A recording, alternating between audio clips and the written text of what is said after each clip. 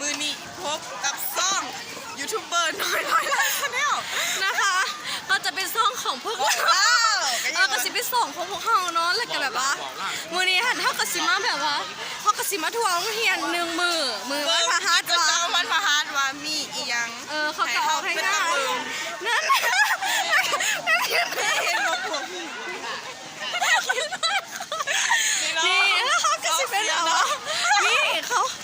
อย่างนี้เขาก็ได้ว่าโยงเฮียนถ้าเกิดคนขางที่สิเป็นคนดังแล้วกันอันนี้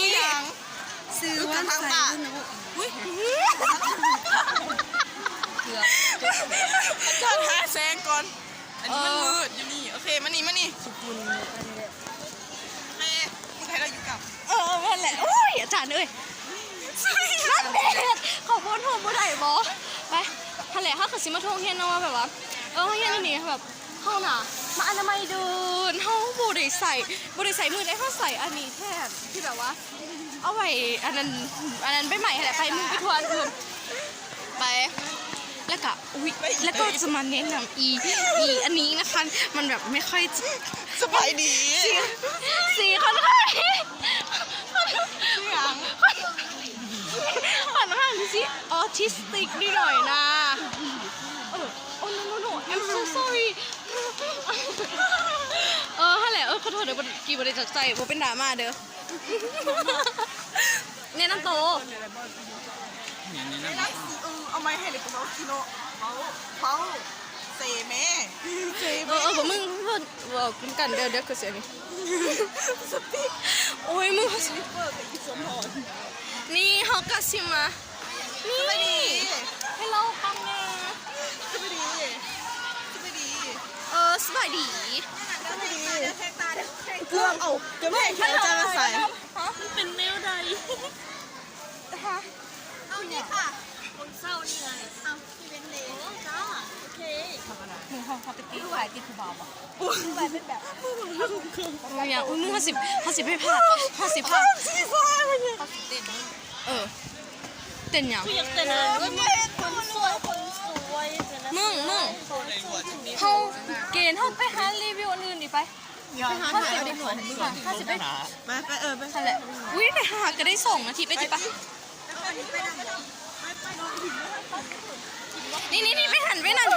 นี่มา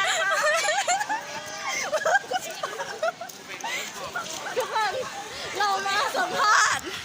นะคะนี่เราก็จะมาถ่ายก็จะมาถ่ายเนาะค่ะมันก็มีหลายคนเติบนี่วันเป็นไงวะนี่ต้องเพลงเร็วๆหายยังนอนด้วยไปเขาไปหาเขาวงแตกเลยเขาไปหาทัวร์อย่างอื่นต่ออุ้ยใช่แล้วก็10ไปแต่ว่านี่พวกนี้เราอุดมสมบูรณ์แห่งอุดมสมบูรณ์ไปด้วยทรัพยากรธรรมศาสตร์ใต้ดิน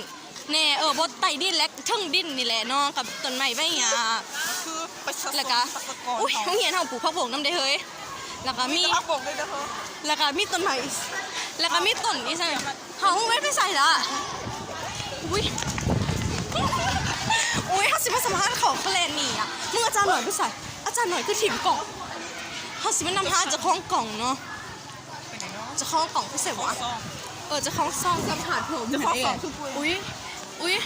คุณพ่อยังคาอยู่ดีผมโอ้คุณยังคาอยู่กูอายคนมันร้ายมึงถือบางเดี๋ยวนั่นไงเราเจอฮีเตอร์แล้วค่ะทุกคนอย่างมาแบบพี่แบบโอ้ my gosh มีอะไรอยากพูดถึงมึงถือก่อนว่ากูไม่ถือเลยนิ้วกูเสียนี่แหละไปคนสัมผัสแล้วไปนี่อีกหน่อยเดียวสิเขาพาเลยทุกคนเดี๋ยวกับสีหอนเวลาปิดคลิปเนาะอีกหน่อยใช่5 นาทีนะทุกคนจะเอาไปอัพติ๊กต็อกเด้อทุกคนแล้วก็ไปกดใจติ๊กต็อกในห้องน้ำเด้อซื้อแล้วก็ยังหางแล้วก็เขาอีกสังว่า underscore หรอแล้วก็ n แล้วก็ underscore แล้วก็ n แล้วก็ underscore แล้วก็ i แล้วก็underscore แล้วก็ e โอเคสิมัดเวลาเดี๋ยวพูดอีก20 วิเดี๋ยวเขาสิมาปิดคลิปไอ้อ้วนปิดคลิปมาเดี๋ยวเรา10 วิจบคลิปแล้วบ่จบคลิปจบเปลี่ยนตอนนี้บ๊ายบาย1 นาทีโอเค